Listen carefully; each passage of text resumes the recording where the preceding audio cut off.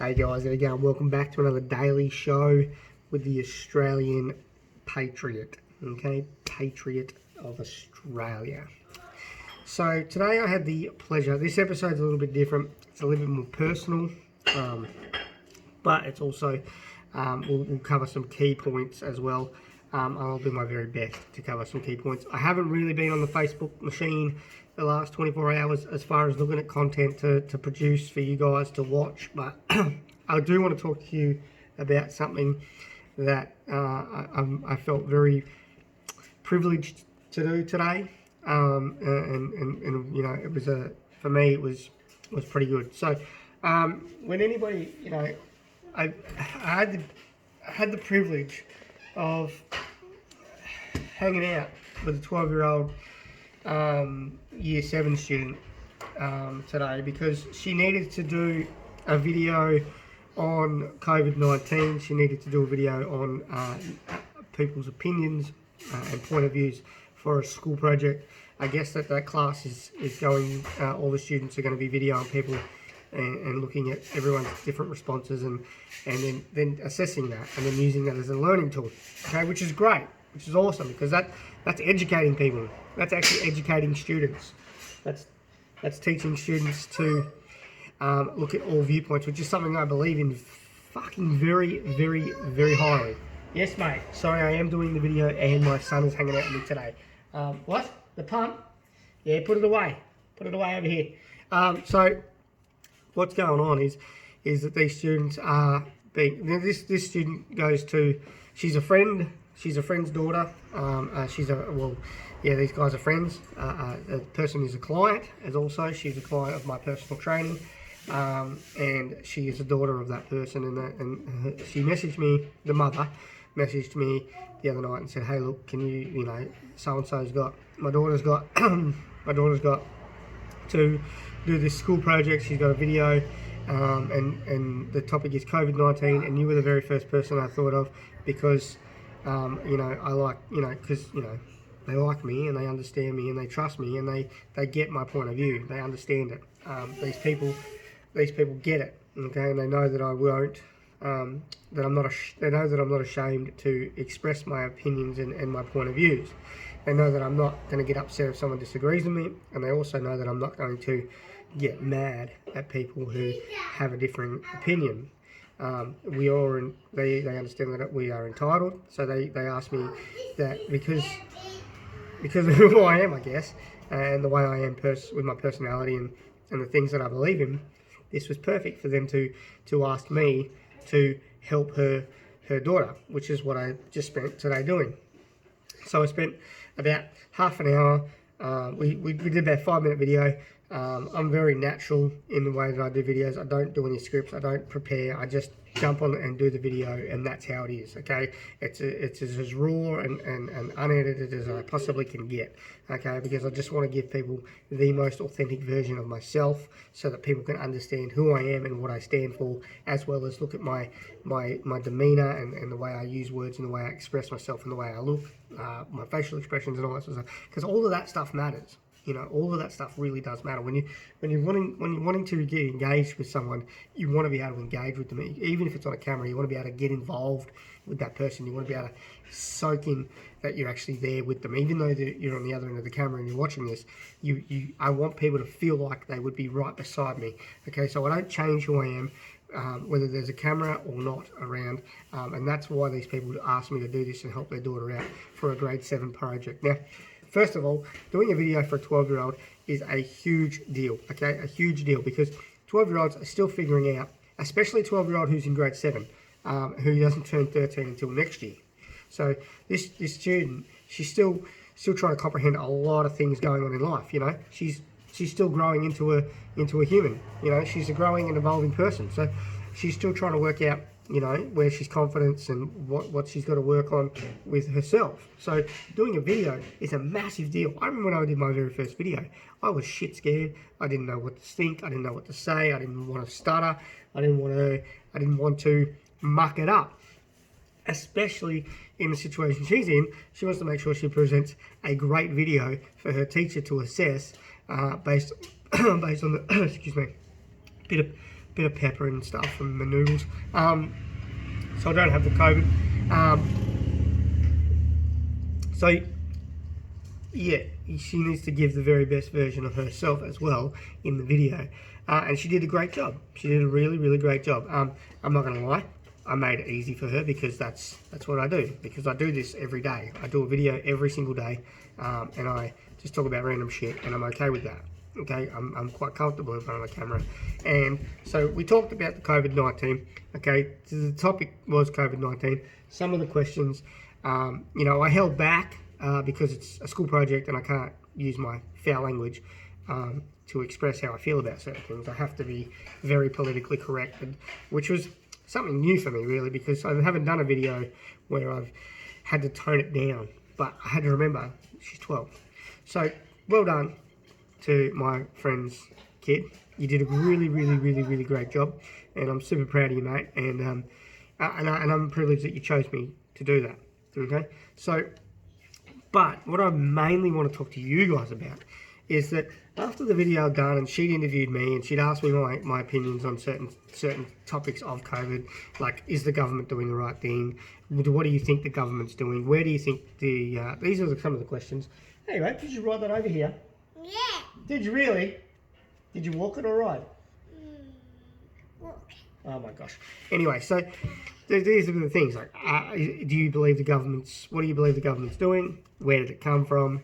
What do you fear most coming out of? What do you fear most coming out of COVID-19? All those sorts of questions. You know, great questions that a 12-year-old should be asking. You know, this is what I want to talk about, is because to ask those questions is great, especially from our kids.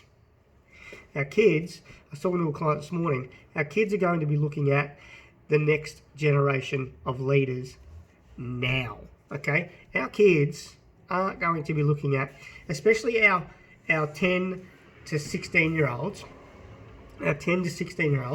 those guys aren't going to be looking at your Scott Morrisons and your Donald Trumps and your Jacinda Ardern's and your Albos and Anthony Albanese and all those. They're not going to be looking at those guys as leaders. You know why? Because they're not relatable. Because those guys are old. Okay, those guys are older than them. Okay, but what we can do is we can start introducing the next generation of leaders into the spotlight. Okay, yep, we've got these leaders now. All right, we've got Scott Morrison and all these other guys, but who's next? And I was talking to this about a client. I was talking about this to a client this morning. Our kids are going to want to hear from people that actually know what they're talking about. Now, I'm referring to Greta Thunberg or Thunberg or Thunberg or Thunberg or whatever it is, however it is you say it, to Greta, a climate activist, a paid climate activist. If you don't know that, do your research, do your homework, understand it. Okay, you can't preach global warming and climate change when you're cruising around on a $1 million yacht made of fiberglass that takes carbon to create. Okay? Hey, what are you doing? You going upstairs? So you can't preach that shit and then get on a boat that had to use fossil fuels to build it. You just can't. Anyway, so our kids can't be looking to her as a leader because she's not a leader. She's a dropout. Okay? She's someone who hasn't got experience in virology or epidemiology. I'm having a mind blank because I'm stressing about my kiddies outside. Hang on 1 minute.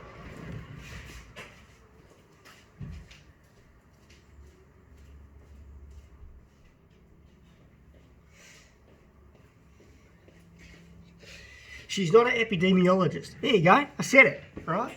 I'm not stressed about the kids, so I can focus. Right? She's not an epidemiologist. She's not a virologist. She has done no research, or she has no certification. She hasn't got 20 years experience. She hasn't got any of this experience to make a glorified statement on the process or what we should be doing. Okay? I watched the interview. Okay? She spends about a good chunk of time not knowing what to say. Okay? And she stumbles a lot on her words. Okay, a little bit like how I was just then when I couldn't say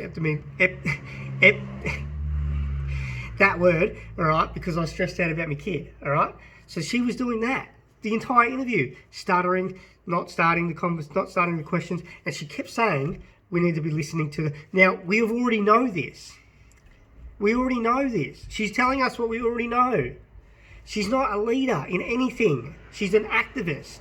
Okay, so our kids, and this is what I said to this young lady who's in grade 7.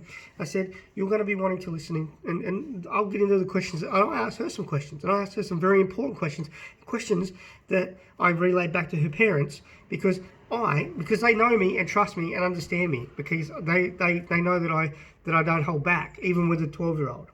Because I know that if I want to know something, I'm going to ask. I'm not afraid to ask the questions. That's the problem with half this fucking country in Australia, is people aren't fucking, they're too scared.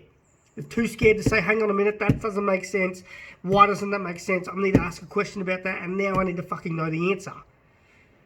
See, what I love about this project is that she's not only going to film me, but she's going to film another person, and all her class they're probably going to film, on average, 2 people, okay, and most likely with 2 sets of opinions, which is great, because that's what our kids need to learn. Our kids need to learn what I preach to you every day on a video is, you grab all the sources of information, you grab all the sources of opinions, you grab everybody's point of view, and then you look at it and you go, hang on a minute, this is how I'm going to base my opinion, because that's how you base an opinion.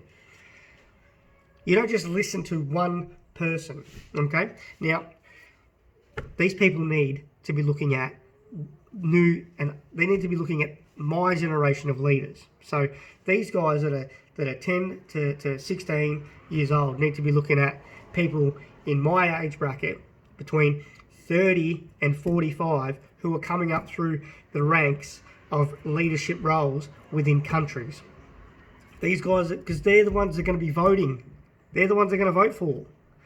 Okay, we need to have the spotlight on these guys and what they believe in. Okay, for the future. Okay, we need to get that. We need to prepare. The problem with this country and its politicians is they don't think 20 years they don't think 20 years down the track. They never have, and they never will.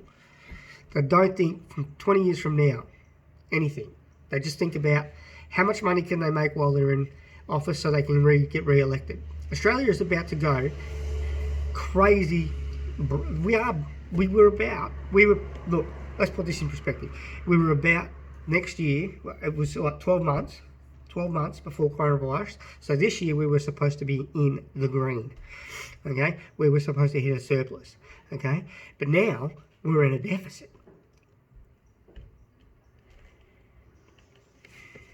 Where did the money come from? Where does the money come from? Where does it all of a sudden just come from? We didn't have the money before coronavirus. We were told we didn't have that money. We had to build that money. We had to create a surplus so we had money in case we needed it. And now when there's a crisis and all of a sudden people don't ask questions like that. Where did it come from? How come, like before when the election was on, you were saying we need to get the country back into surplus, rah. People don't ask this question. And then all of a sudden, we're floating along the black line, which means we're breaking even. I'm not 100% sure on that. I'd have to go and research it.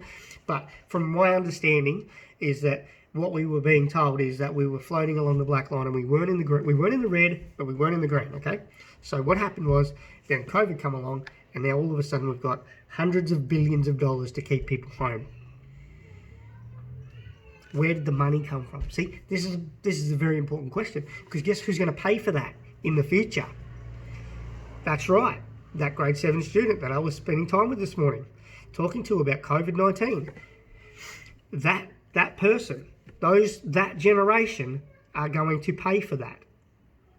They are going to bear the brunt of that. They are going to be the ones that have to work until probably the age of retirement has increased ever so much. Do you think, or do you believe that your 12-year-old or 13-year-old now is going to be able to retire the same age as you retire currently? I don't think so. I personally don't think so. Not after this.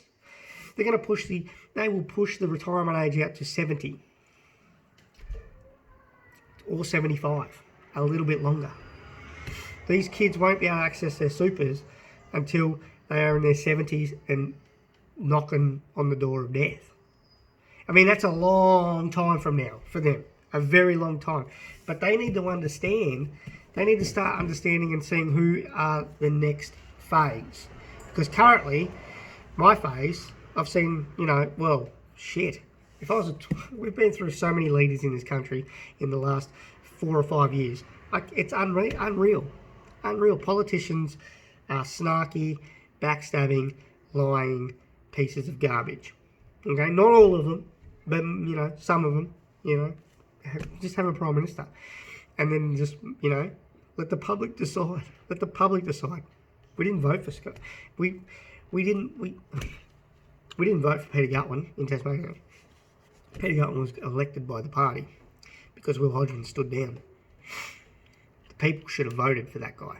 The people should have been, okay, right, these are the 2 nominations that are going to run your state because Will Hodgman's decided to step down. Okay, Peter Gutwein versus whoever out of the Liberal Party. Jeremy Rockcliffe would have been a way better fucking choice, in my opinion. Okay, I would have voted for Jeremy Rockcliffe. I will not vote for Peter Gutwein at the next state election. I will not. I will fucking not. Okay, I do not like the way he's handled this. Okay, not 100%. All right, there are some things he could have done and he should have done better. That's beside the point. Let's get back to the point of the video. So these guys need to start looking at actual leaders. Okay, actual leaders. The guys that have been doing the business or been doing, a part of the local government and are going to be rising up the ranks. These are the people they should be looking at. These are the people they should be. But we're not taught that. Our children aren't taught that. They're not taught to look and see who the leaders are. And I don't know what that is about. The Constitution's not even taught anymore. That's crazy. So let's get to the point of where I asked the young lady a very important question. Because your children, our children, are the future. So I'm 32, all right? She's 12, all right? So in another 20 years, she could be someone in the government. She could be. There could give me a lot of 12-year-olds in the next 20 to 25 years that could be telling us how to run the country. And we will be voting for. So we need to ask them the important questions now. We need to guide them now. We need to understand them now. What I asked her was, how are you coping? I bet you there's not a lot of 12-year-olds out there getting that question. Oi!